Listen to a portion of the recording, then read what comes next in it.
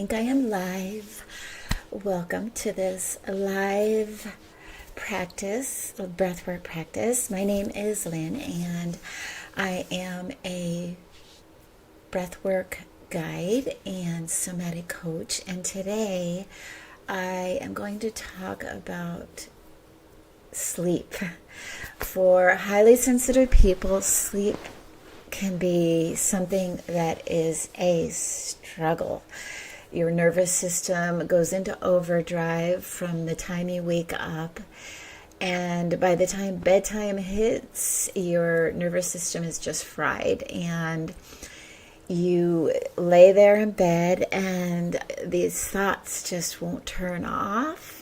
Tell me, just give me a comment if you can relate to this, because I know for years I struggled with sleep. Even as a child, they had to give me medication to help me to go to sleep. So here are some of the things that I've done to fix my sleep. And now most nights, I'm not going to say every night, because I just had a couple nights ago where I didn't follow my little routine and I did not sleep well. I struggled to fall asleep, and then once I fell asleep, I woke up and tossed and turned, and it was a very restless night. So some of the things that I've used to fix my sleep, and the number one thing that I've done is to create a sleep schedule. I have a time that I go to bed, and I stick to this time 7 days a week. And now I'm not going to say that this happens all the time, because I do have a life and I do like to go out sometimes. So sometimes I do go to sleep a little past my bedtime, but it's going to affect my sleep. But that's okay, because I want to enjoy life. I don't want to be stuck in this rigid schedule. But setting a specific time where you go to bed helps your body to establish a natural rhythm. We have this circadian rhythm that's built into our bodies. So the more that we can work with the circadian rhythm, the easier it will be to fall asleep and stay asleep. So setting a specific time to go to bed. And the other thing is having a specific time to wake up. And sometimes this means if I went to bed a little later, not sleeping in and getting up at my regular bedtime so everything doesn't get thrown off. Another thing that I do is the hour before bedtime, I have created a very pleasant, beautiful routine that tells my body and my brain that it's time to start gearing up for bed, that we're going to be going to sleep. And this can be anything that you enjoy that helps you to relax leading up to bedtime. For me, it's sometimes meditation or a little breath work, and then reading. Reading really helps me my body, my mind, to know that, okay, we're getting ready to go to bed. So, and this is reading from a real book. Not a paper book, not from a Kindle or your phone, because that actually research has shown that the light from your phone or your Kindle can help, can disrupt your sleep. So, and that's another thing I have learned through just experience, that I have to, having a highly sensitive nervous system, I have to shut off all my electronics, and this includes my laptop. My phone, I can kind of get away, if I put it on that yellow screen thing, I can get away with staying on that a little bit longer. But my phone, my laptop, the television, that didn't make sense, did it? The television, and any other blue light emitting screens, I have to stay away from, not from it for an hour, but 2 hours. I have to shut all that down about 2 hours before I go to sleep, and I go to bed every night at 11. So I have to shut everything down at 9. If I stay on these past 9 o'clock, it will really screw up my sleep. So getting off the blue screens. What do we have so far? We have having our set bedtime, our set wake up time, our bedtime routine, and getting off those blue screens. And you'll learn how much of a buffer you need away from the blue screens. And another thing is watching caffeine intake. A couple nights ago, I really struggled to fall asleep, and I realized I did two things that disrupted my sleep.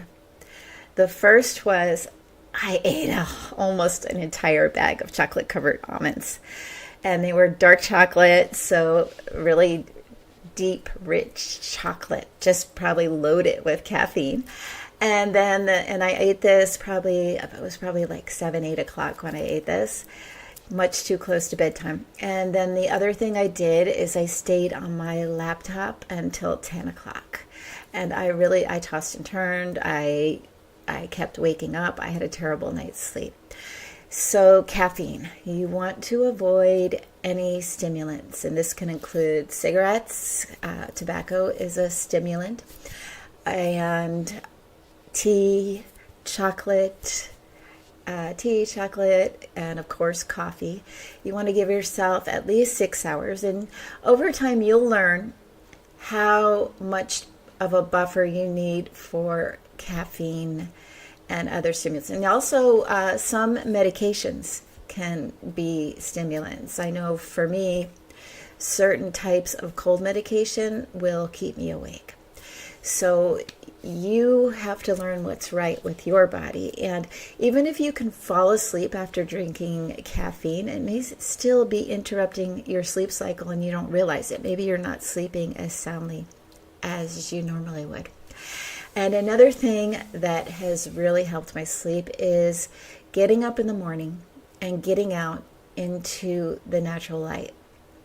And not staring at the sun, but being out there in that brighter light. Because indoors it may seem bright, but it's not nearly as bright as being outdoors. So just giving yourself that 10, 15 minutes of bright light in the morning, that'll help to set your circadian rhythm and tell your body, okay, this is when I'm waking up. And then another thing that has really helped my sleep is this Oura ring.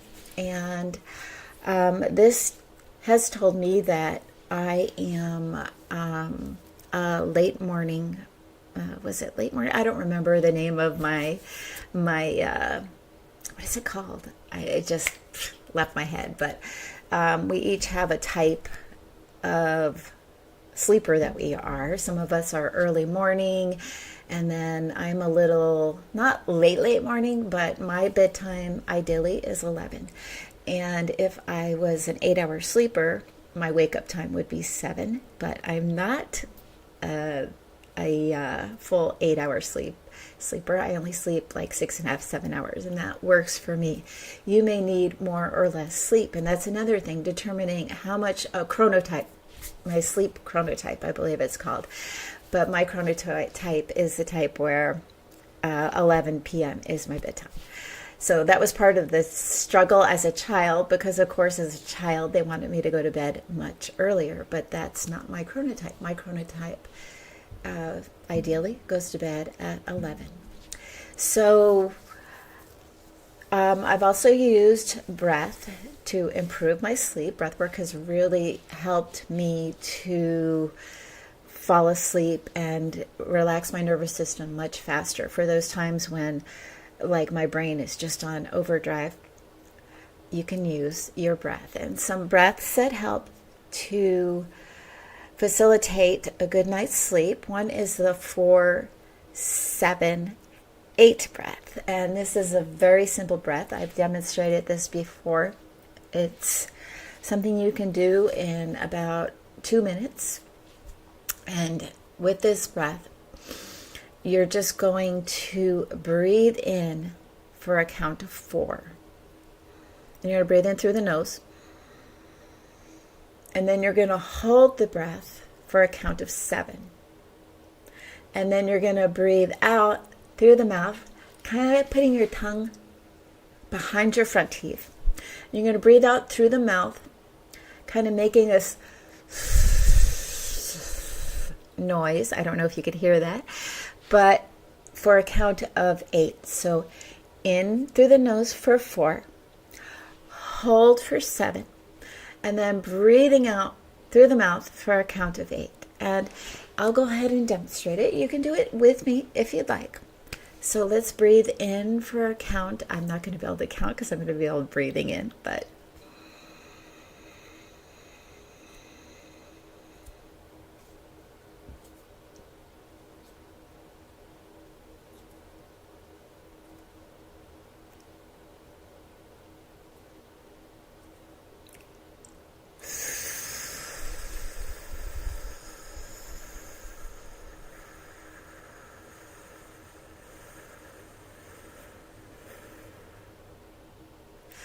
so in for 4, hold for 7, out for 8.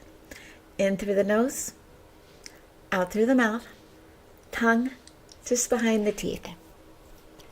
And you may have to work up to it. If you feel a little lightheaded, just start out with like 2, 3 of these breaths, but work up to about 4 or 5, and do this when you wake up in the morning. You'll do a few of these breaths, and before you go to bed at night, do this as well. And you can also use this midday if you need to relax. You'll find that this breath quickly relaxes your nervous system, and it will, over time, you'll find you get more and more benefit as you practice this consistently. So making this part of your morning routine and your evening routine. And another breath that you can use is just simply using the belly breath and breathing in through the nose down into the belly, filling the lungs slowly, and then breathing out, feeling the belly contract, and making that exhale longer than the inhale, or at least the same length. So breathing in through the nose,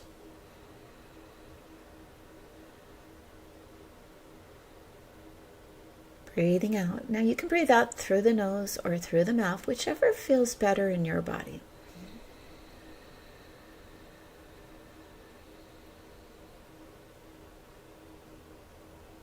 Just taking about a minute or 2 with these slow, deep breaths to help the nervous system relax, and doing this every night before you go to bed. So I'd love to hear what you've used to help you fall asleep and stay asleep and to sleep soundly, so you wake up in the morning feeling refreshed instead of feeling like you haven't slept at all. Because I know I've had those mornings in the past where I wake up and I feel like I haven't even slept, even though I was supposedly sleeping. So do join me next week for another breathwork practice, and also get my free download or upload the HSP Emergency Reset, and let me know how you fall asleep faster or how you stay asleep, or some of your struggles about sleep, in the comments below. And if you enjoyed this video, please give it a thumbs up and follow my channel for future